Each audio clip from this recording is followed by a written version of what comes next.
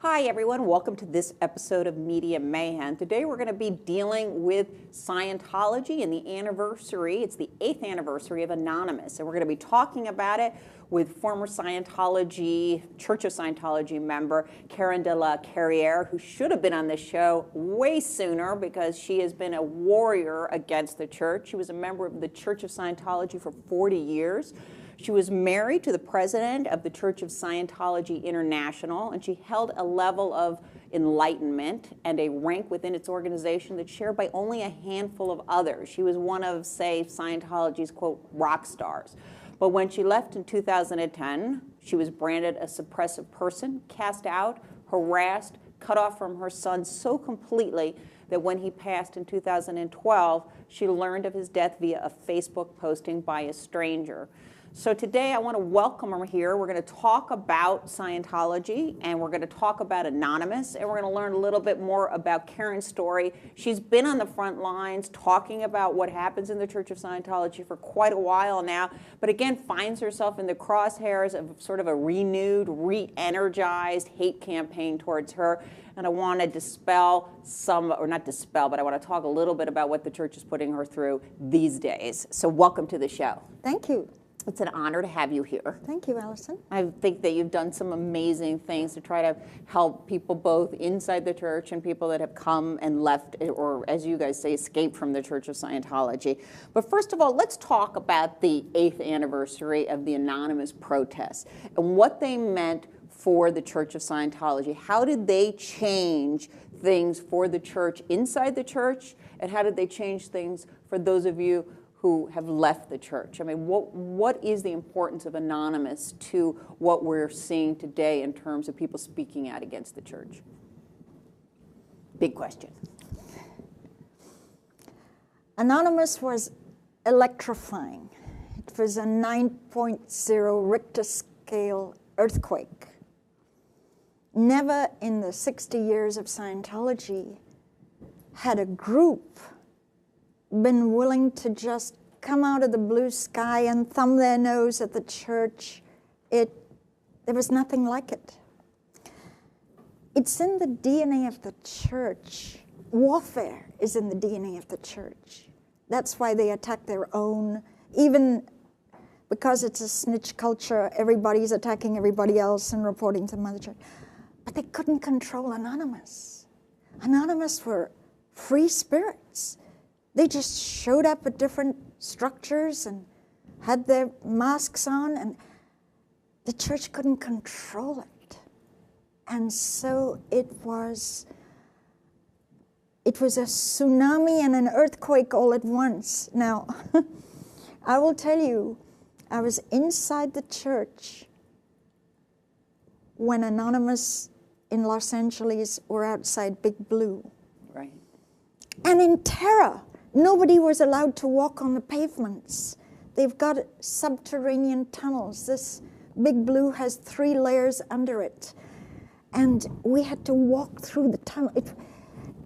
They couldn't have us even appear on the pavement of Anonymous. Why is that? What was the fear? I mean, if you were to encounter one of them, wouldn't you just keep walking? I mean, what was the fear that maybe you might speak to one of them? I think that the fact that they had signs saying David Miscavige beats his staff, they had different signs that they really didn't want staff to read. The story of Zeno says you are infested with spirits, that kind of thing. Anonymous had all kinds of placards, but also their darker side was displayed, that they destroy families and stuff like that. And so we were so-called protected from the from information. It. And what Anonymous did was it created more of a siege mentality inward. It's them against us. You see? You see how we're being attacked? Anonymous was used for fundraising. They would take little clips and they would go to the big whale and say, look, give us more money, look. Do you want Scientology to be here for your grandchildren? Look, they're trying to wipe us out. Money. So Anonymous, unbeknownst to them, was used for fundraising. But the siege mentality of them versus us greatly escalated after Anonymous went. And the church more and more forbid its members to, it couldn't visit the web, they shouldn't go to public, they shouldn't, so Anonymous made them embarrassed.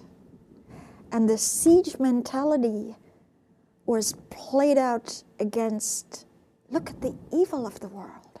Anonymous is evil. They're trying to destroy our goodness.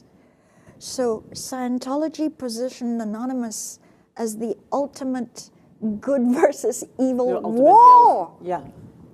So, Karen, what was the effect of Anonymous on people who had already left the church? There was a growing group of suppressive persons who had left the church. David Miscavige was in power. Anonymous was protesting and giving out information about how the church broke up families, and it was getting a lot of coverage on the internet. And the internet was exploding with commentary from people that maybe might not have stepped forward before. But what was happening? I mean, how did it empower those people who had already left the church? Or did it? Well, I think that more deadly to the church were insiders like me who'd been in the church for decades, whistleblowing. As much noise as Anonymous make, they do not have internal secrets. They only get it from people who've been in. Let's talk a little bit about how the church, you were in the church for decades. Mm-hmm. What did you see about how the church treated children? Mm-hmm. After 1993, that's another comment to make on Anonymous. They declared, the war is over. The video said, the war is over. And then Anonymous came. And it was war. There was no war over. War is in the DNA of the church. Anyway, I'm trying to show Anonymous proved no war was over. How the church treats children after the 1993 win of the IRS giving them 501c3 tax exemption. Which is the war you're referring to, just yes. for anybody who doesn't yes. know, but go ahead. Yes. The recruitment of children went out the roof. The church felt invulnerable. The United States government says we're a religion, which is nonsense. No, the government can't declare what is or isn't a religion. They can only declare that which qualifies per qualifications for tax exemption. But they can't say, it's not for the government of the United States to say you are a religion, you are not a religion. By the way, the mad, crazy group, God Hates Fags, the Westboro Baptist, they got a 501c3, so a 501c3 is not proof of some anything. Glory. Yeah, exactly. How they treat children, they recruited children wholesale after the tax exemption. They recruited children, and many children were put to slave labor. Children are, especially at the Flag Land Base, FSO, the Church of Scientology Flag Service Org. Where is that? Clearwater. It's the main money stream. They hovered outside Delphi Academy, which is a Scientology, a school which embodies L. Ron Hubbard. And they hovered around Delphi to grab the graduates.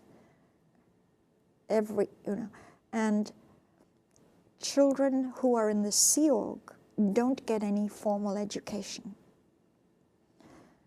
they are put to work.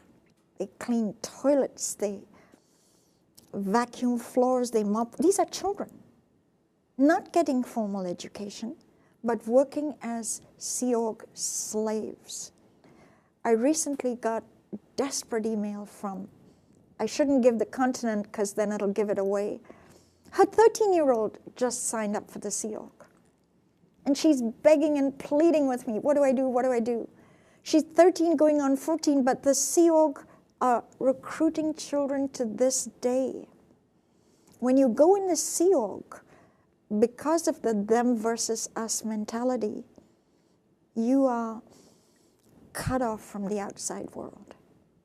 And children, how do they treat children? They're cut off from their parents if their parents are not Sea Org. They've got to sign contract after contract that they'll never tell their own mom and dad what happens inside the Sea Org. And they're signing a contract for 1 billion years.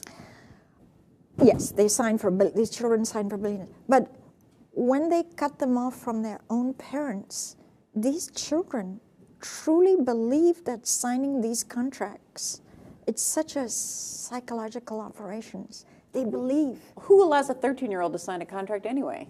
You can't be bound by a contract at 13. You're not at the age of consent. So, I mean, they're preying on children psychologically where a contract can't be enforced.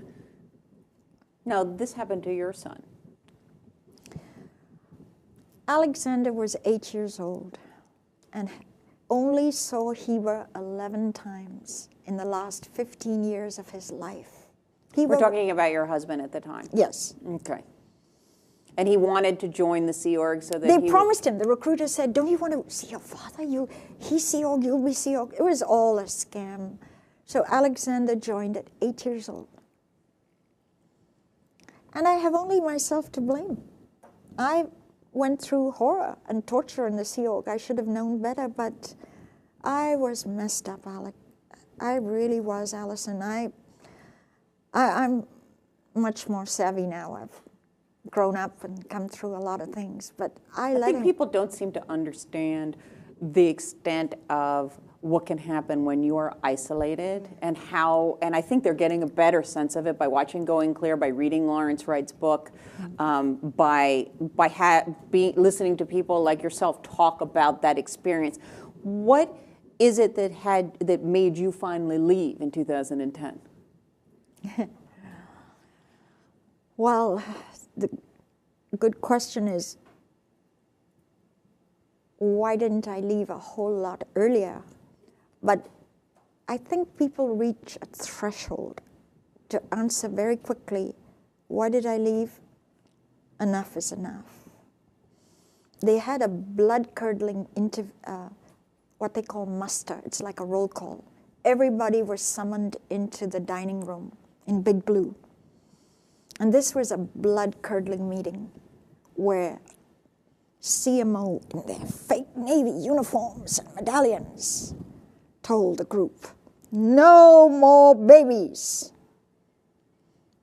That's it. If you intend to get pregnant, get out now. And we all had, and it was quite I call it the final solution meeting. It was very threatening, very menacing, very much screaming at the crew that pregnancies were to be ended. They had already just ended off all family time, so if you had a child, you couldn't have any family time. You had to work 12, 14 hours a day for the cult, not allowed to see it.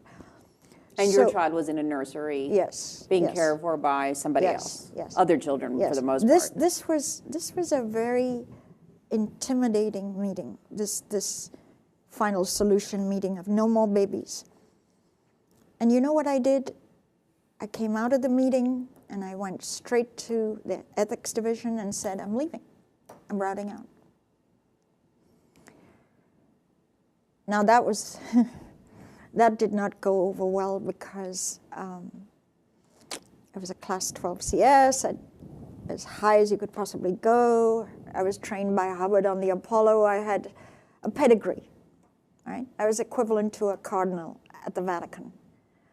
So for the next 6 months or 5 months, I got daily confessionals to try and also change my mind, but also were the most ridiculous questions. Did you join? Were you sent in by the CIA? Were you? Did you? No. If I was sent in by the CIA, would I bother to train in there? I would be a spy in there, guardian officer. I trained in the technical division. Were you sent in by the Los Angeles Times? Are you planning to go to the Los Angeles Times? This was hour after hour, day after, for months.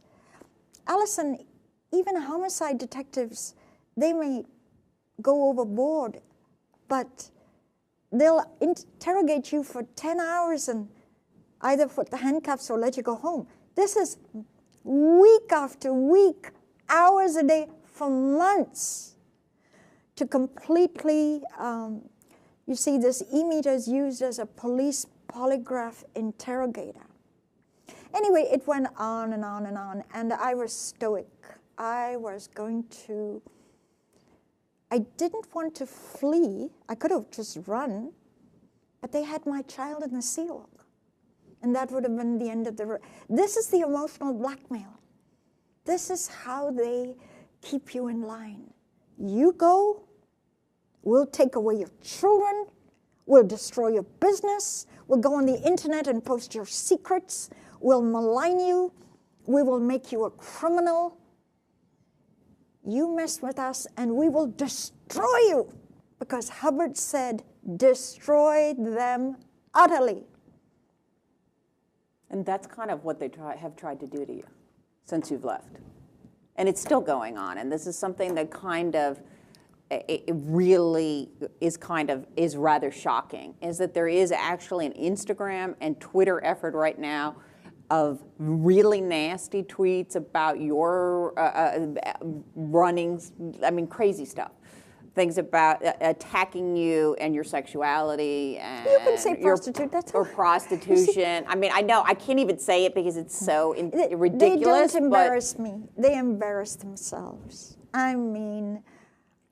Every single person who's been in decades is now on their hate pages as a drug dealer for a cartel, I know. a murderer, a wife batterer, a violent felon, a prostitute. So what they're really telling the world is, after these people have been getting their higher religious stuff with us, after 30, 40 years, they are... This is what happens to This you. is what happened. So they are accusing you of being a prostitute, and they're tweeting it under an account with the name that is kind of similar to you. Yes. And you also spoke out, too, that in the early years, back in the 60s and 70s, that when you were first in the Church of Scientology, that you talked about your sex life prior to being married, and that all of those things have been posted somewhere. Every secret that you ever told them, that's also part of the campaign assassination. But here you are in the, later years of your life, being accused of prostitution. Why do you think it is right now that they're coming after you in this way? When I started working with Larry Wright on the book Going Clear, there was a definite escalation of fair game. Allison, I have a voice. I have a YouTube channel, which gets literally 5,000, sometimes 10,000 views a day, every day. And they hate that. There's an old saying, if you can't take the heat, get out of the kitchen. Well, I can take the heat. And they're only doing what Hubbard said to do. They cannot restrain themselves. They cannot shut up. They have to try to destroy a target. And,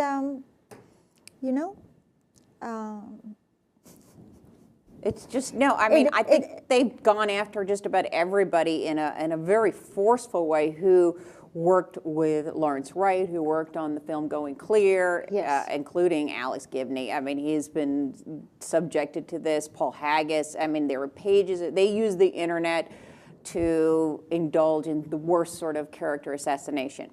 What I'm curious about, and what I've asked a lot of people who have gotten out and escaped from Scientology, is how you feel about the higher profile Scientologists not responding to any of the suffering that we've heard about through the movie Going Clear, the suffering of the members of the church, the suffering of the members of the Sea Org, the forced abortions.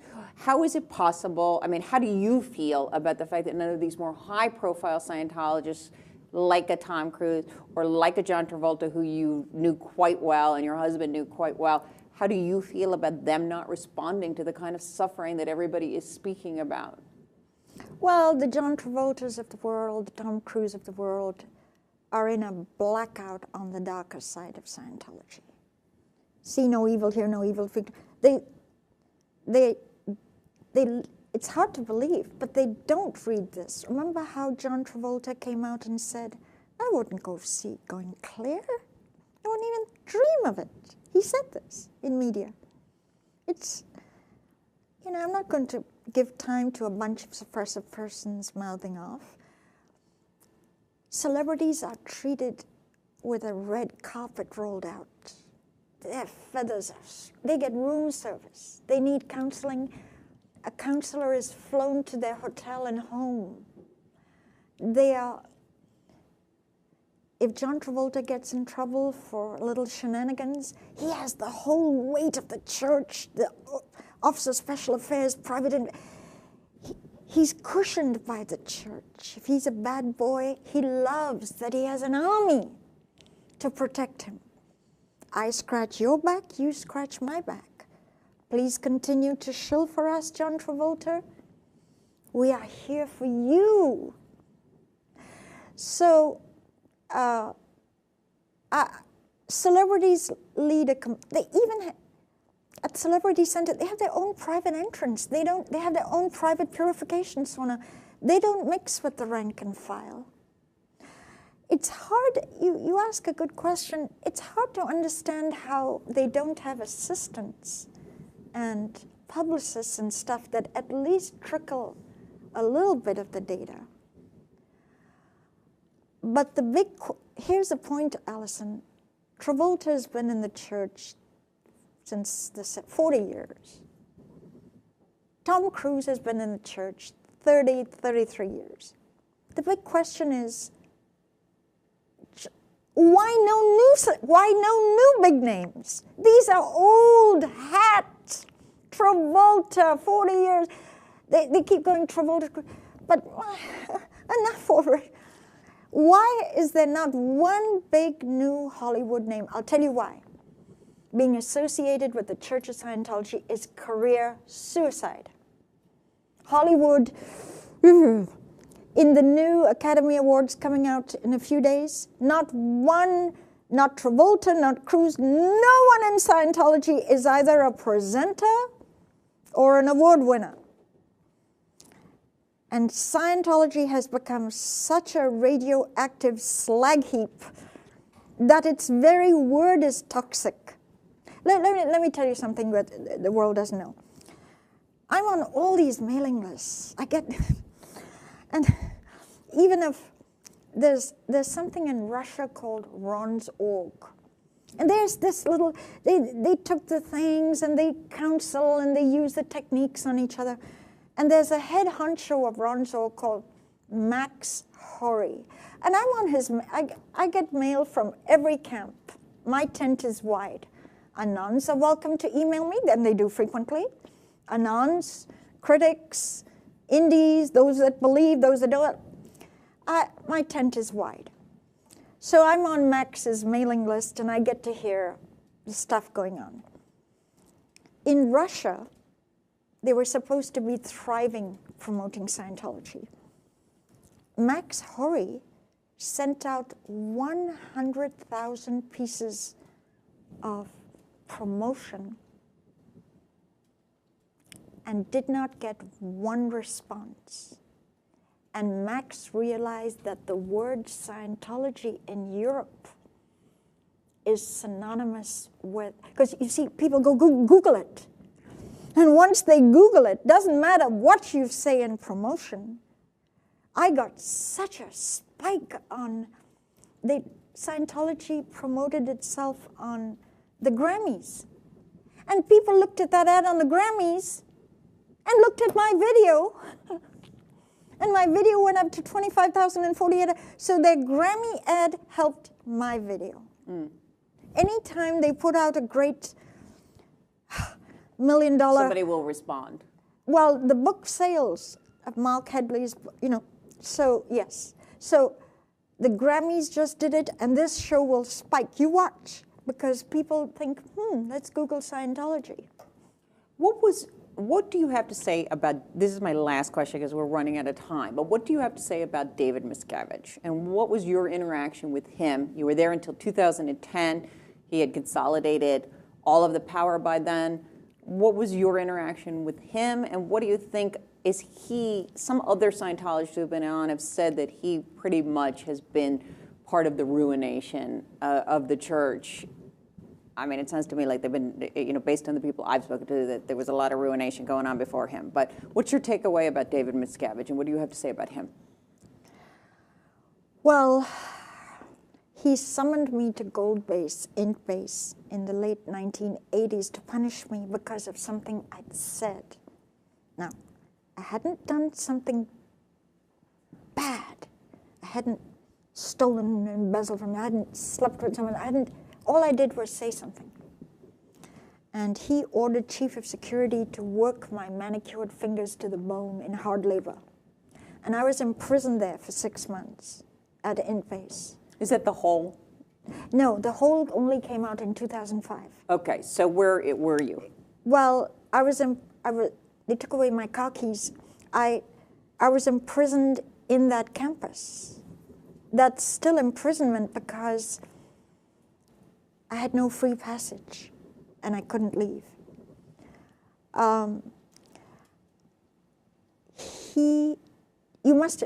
Did you see A History of Violence on CNN with Anderson Cooper? David Miscavige is a sadist because he seems to enjoy not just punishment, but brutal punishment. Mike Rinder was saying in SP Hole, for a while they weren't allowed to walk. They had to crawl on their knees like a dog. And their knees, Mike Rinder has scabs to this day, because if you keep kneeling all day long, it bruises. So this goes below just locking someone up. If they have to crawl like a dog, I consider that sadism and torture. And could you have left if you wanted to go? Isn't that part of the problem, is that along with the mind control, when you get locked up or punished or brutalized, that too many of the people are so brainwashed that they don't still, if they open the door, would you have left? You know,